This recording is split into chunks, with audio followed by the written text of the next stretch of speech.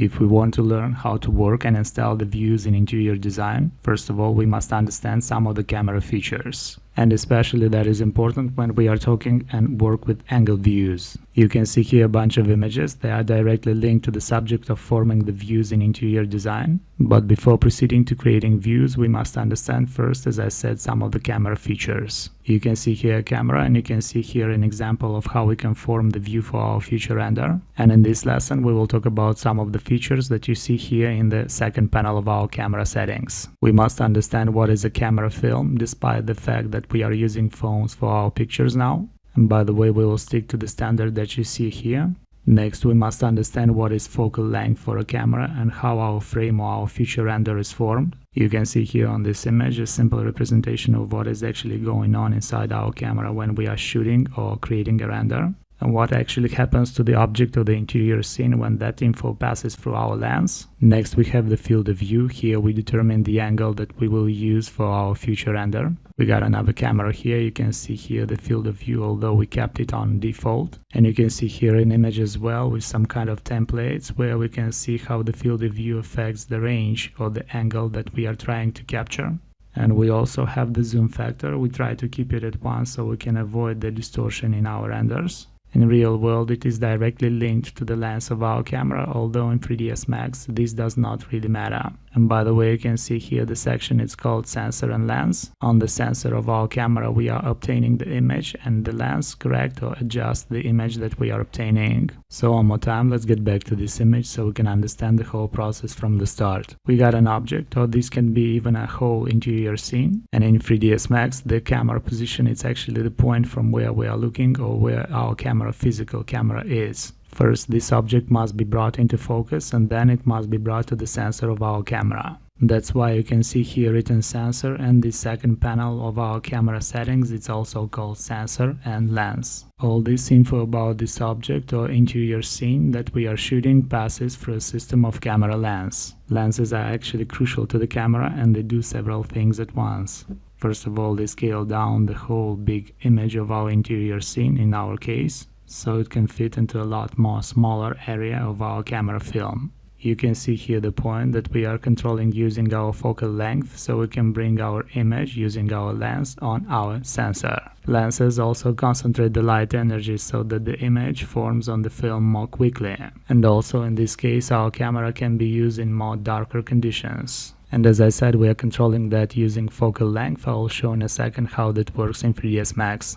Next, the lenses bring the light rays into a sharp focus exactly on our film, so we can obtain a clear and sharp image rather than a blurry or a fuzzy one. You can see here a 35mm standard for the film, although in 3ds Max this does not affect anything. I know that the majority of people nowadays use their phones to create their images, and although all these processes now are automated, not so long ago they had to be adjusted manually. So let's talk a bit about the field of view and the focal length and how that applies in 3ds Max to create the views of our interior scenes. You can see here a camera that I'm using to create this view, and although I've used the default, let's talk a bit about how we can adjust that field of view.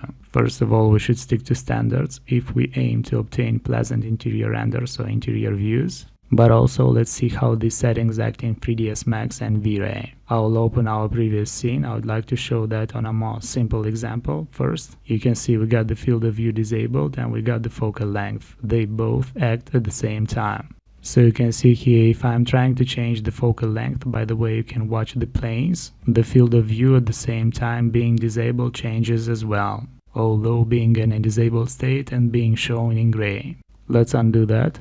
I'll switch to default, and also I will switch to the camera so we can see what we are seeing actually through a camera. You can see that if I am decreasing the focal length, it acts like a zoom out, and vice versa. And if I'll switch to perspective, you can watch the planes once more how they change when I am changing the focal length. If we will try to talk about some standards, then we can say that 50mm focal length is considered to most closely approximate the human field of view.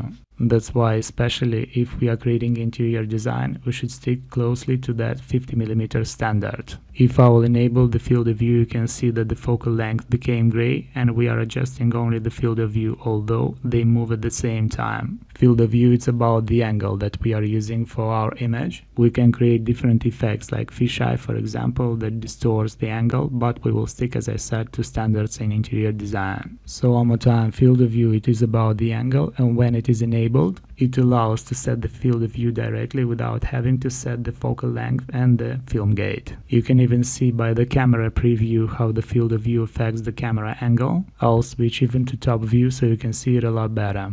I'll switch back one more time to camera view so you can watch the difference when we are changing the field of view. When we increase the angle, you can see that the viewable area of our camera also changes. This acts somehow like a zoom out, and this area will be brought to the sensor of our camera. Of course, we will not use this type of distorted angles. In interior design, we are using other techniques to show larger areas. We will talk about that a bit later. We will try to stick to that standards that fit the human view. And the last feature from this second panel is the zoom factor. Values greater than 1 zoom into the image, and of course values smaller than 1 zoom out. Sometimes we are using zoom factor when we got small or narrow spaces, but that depends. We must understand that the camera lens is actually zooming or minimize the image that we are seeing outside.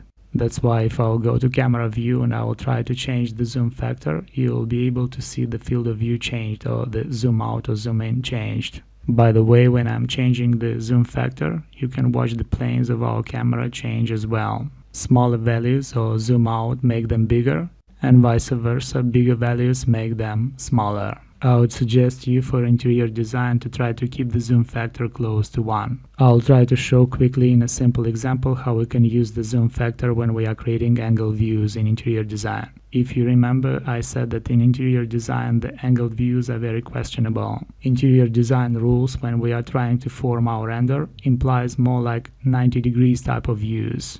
We will talk about this a bit later when we will talk about clipping planes. This is a feature that our camera, Vray physical camera, got.